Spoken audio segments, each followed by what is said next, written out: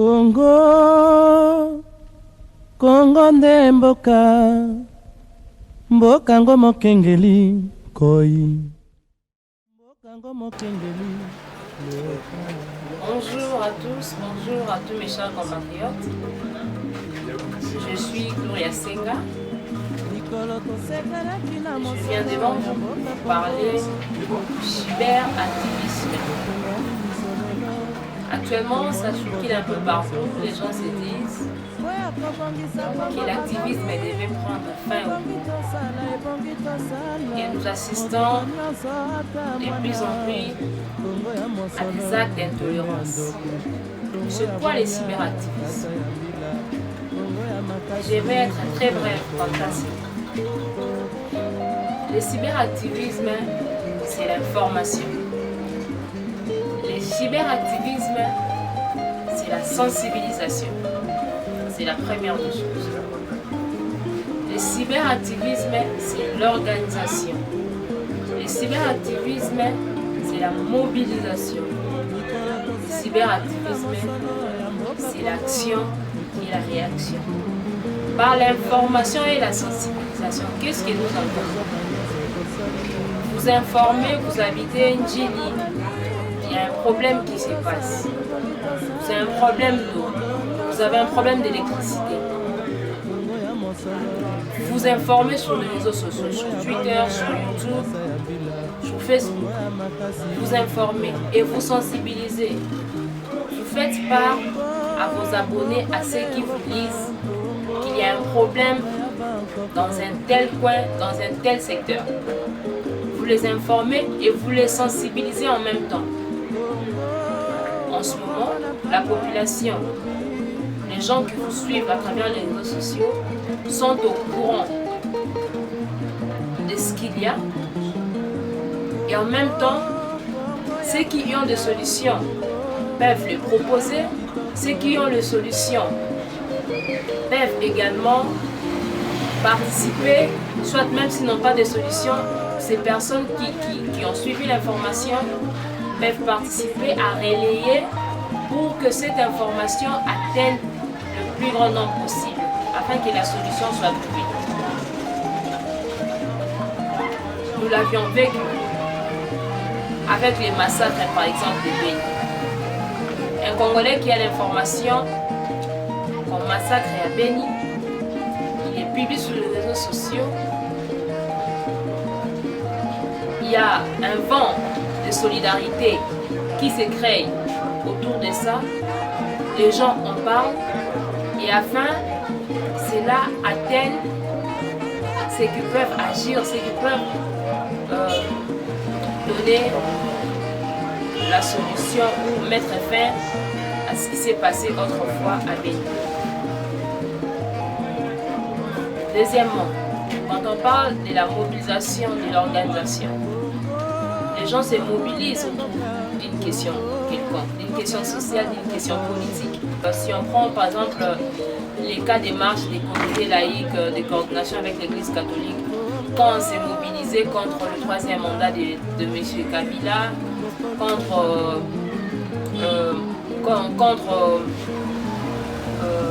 le troisième mandat, j'allais dire.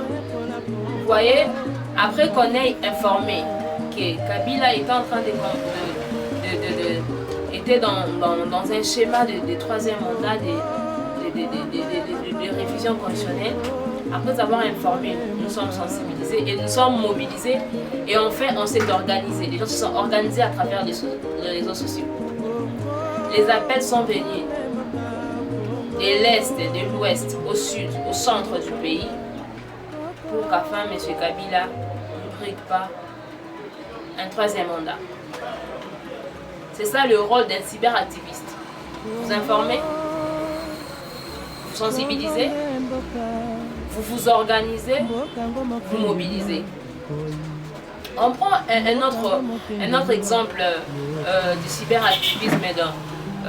On prend par exemple le cas de Sebineza. Il y avait un ministre en 2015 qui s'était masturbé dans son bureau et la vidéo a fait était devenue virale. les gens ont partagé. Et à l'époque, je vois, il y a une dame, une militante, avait créé un hashtag. Un hashtag qui disait Sebineza must go.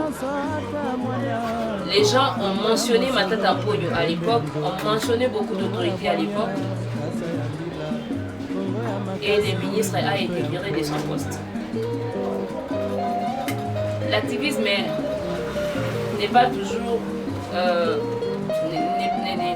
dit pas toujours qu'il faut être sur les terrains. Aujourd'hui, on ne peut pas négliger la force des réseaux sociaux. On ne peut pas les négliger. Si les réseaux sociaux n'avaient pas d'impact, on ne ferait pas l'Internet. On ne ferait pas l'Internet. Si on nous coupe parce qu'on sait, à travers les schémas que je viens d'expliquer, la sensibilisation, l'information, l'organisation, la mobilisation, ils nous laisseraient tranquilles en train de poster nos photos, en train de partager des images de répression sanglante. Évidemment, s'ils évitent, s'ils nous coupent l'Internet, c'est parce qu'ils ont compris la force des cyberactivistes, la force des militants qui parfois n'ont pas accès à des médias traditionnels. C'est-à-dire, par exemple, si on prend il y a 2 ans, une année passée, la RTNC qui ne diffusait jamais d'images de protestations, de répression, la Télé 50 et tous les autres médias privés qui, par peur de représailles, n'arrivaient pas à montrer ce qui s'est passé. Et le troisième axe, dans le cyberactivisme, le troisième aspect, j'allais dire, c'est l'action et la réaction.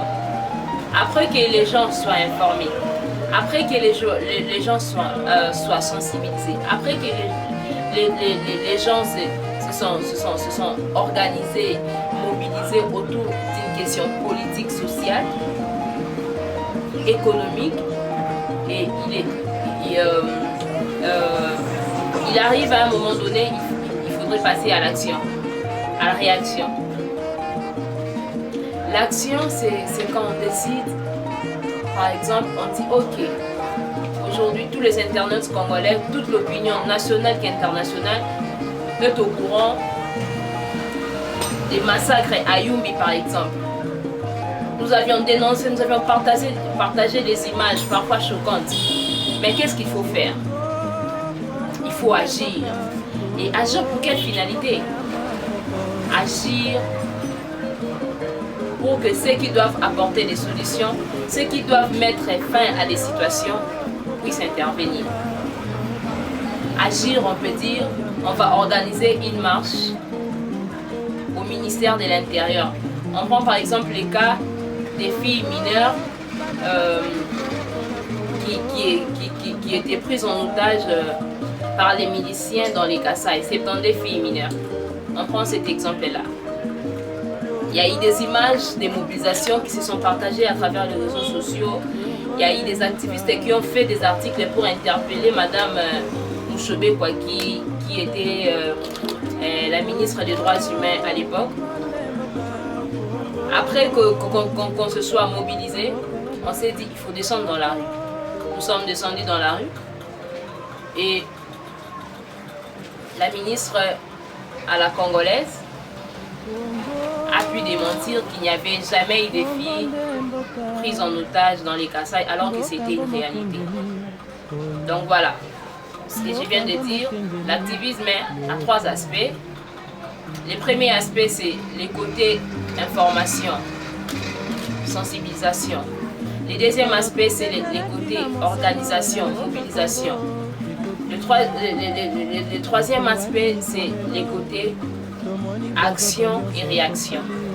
Voilà en si peu de mots ce que j'avais à dire par rapport au cyberactivisme.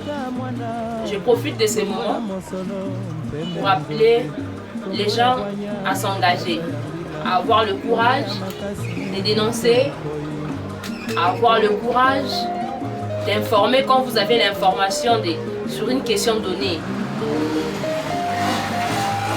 Si vous avez l'information sur la vie de notre nation, n'hésitez pas de les partager avec les autres. Quand vous informez les autres, vous sensibilisez en même temps